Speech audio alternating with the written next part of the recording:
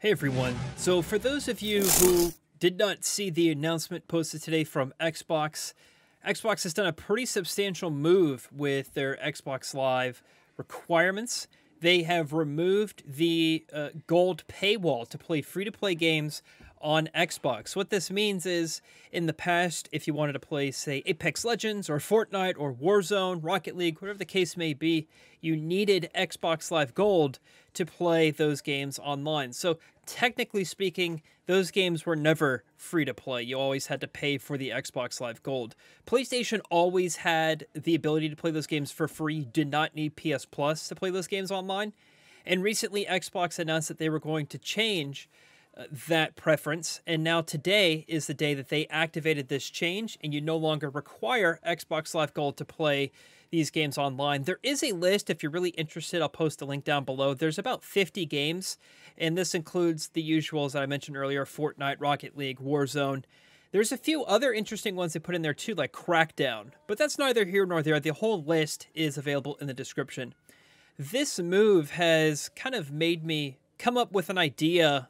This probably will never happen, but I think since Xbox Live has removed the paywall for free-to-play games, maybe 343 and Microsoft should think about making Halo Wars 2 free-to-play.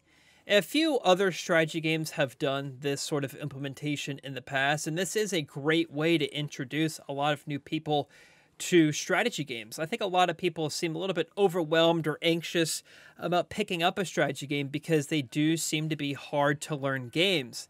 And I completely get that. There are, the 4D space games that are out there on Steam, or they're really overwhelming even for me. So I completely get this. Game Pass has really changed how we see games.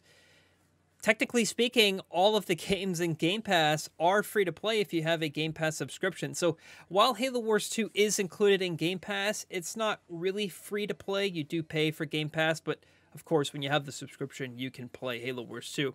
So this is taking into account, like, let's say, now that this change has happened, making gold no longer a requirement for free-to-play games, maybe 343 should introduce a light version of Halo Wars 2.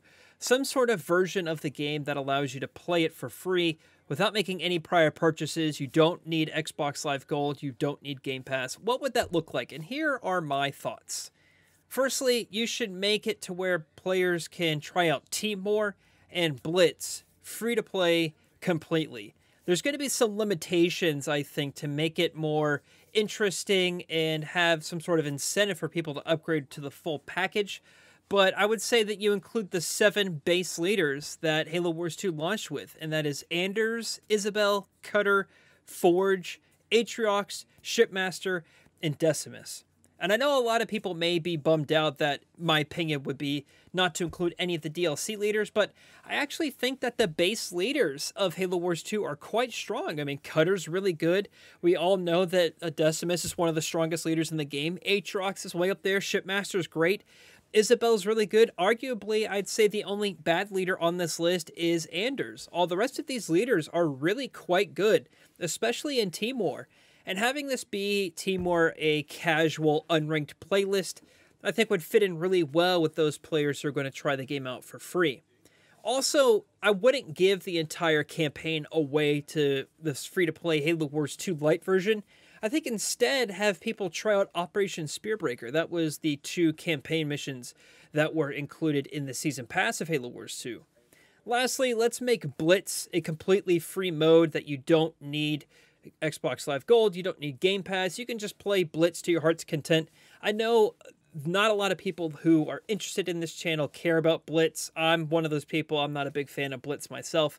But I think that this game mode had a lot of interesting ideas, and it's kind of a shame that it's been forgotten about.